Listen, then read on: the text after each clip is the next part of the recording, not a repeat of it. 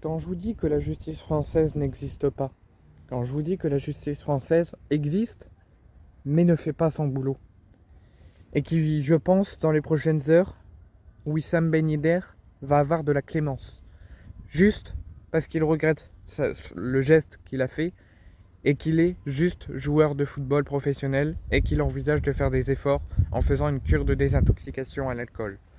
Wissam Ben Yedder est actuellement toujours joueur de foot, mais à l'interdiction d'évoluer dans des clubs professionnels et de jouer au football, puisqu'il est actuellement accusé d'agression sexuelle sur des femmes en état d'ivresse.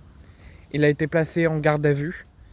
Il est ressorti sous contrôle judiciaire et qu'il a interdiction de partir et de fuir, et qu'il doit obligatoirement se présenter à chaque convocation de la justice ou de la police dans le cadre de son enquête pour agression sexuelle sur femmes en état d'ivresse.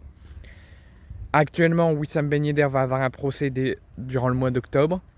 Et ce qu'il risque, c'est de la détention provisoire et une condamnation ferme et de la prison suite à ses actes honteux envers ces femmes d'agression sexuelle, donc de viol.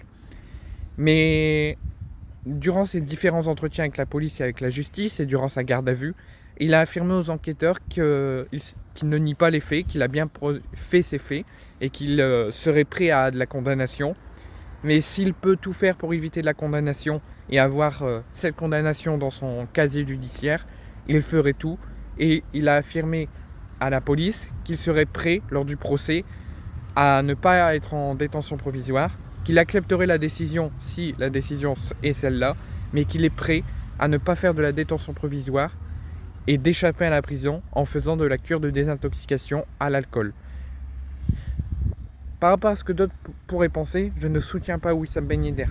Il a beau être un joueur de football, il a beau être un grand joueur de football, il a beau avoir un talent de fou au football, et je l'admire, mais dans ces cas comme ça, dans ces sujets-là, quand il touche à des femmes de quelque autre manière, qu'il frappe des femmes, qu'il touche des femmes, qu'il viole des femmes, c'est un acte inqualifiable et impardonnable. Tu as beau être un être humain, tu as beau être un joueur de football ou joueur de tennis ou tout ce que tu veux, ou star de musique ou quoi, aucune clémence ne doit être promise à Wissam Ben Yedder ou contre toute personne qui fait ces genres de gestes impardonnables et inqualifiables. Et peu importe la profession qu'ils ont ou qu'ils sont juste êtres humains. Il doit avoir aucune clémence et il doit être condamné avec la plus grande condamnation possible, quitte à avoir de la perpétuité. Donc j'espère que la justice fera son boulot, écoutera ces jeunes femmes qui ont été agressées par Wissam Ben Yedder et fera son boulot de faire vraiment une belle justice et une belle condamnation pour Wissam Ben Yedder.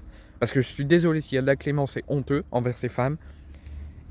C'est comme si la justice condamnera ces femmes à avoir toujours ce traumatisme à vie et les considérera comme des abrutis.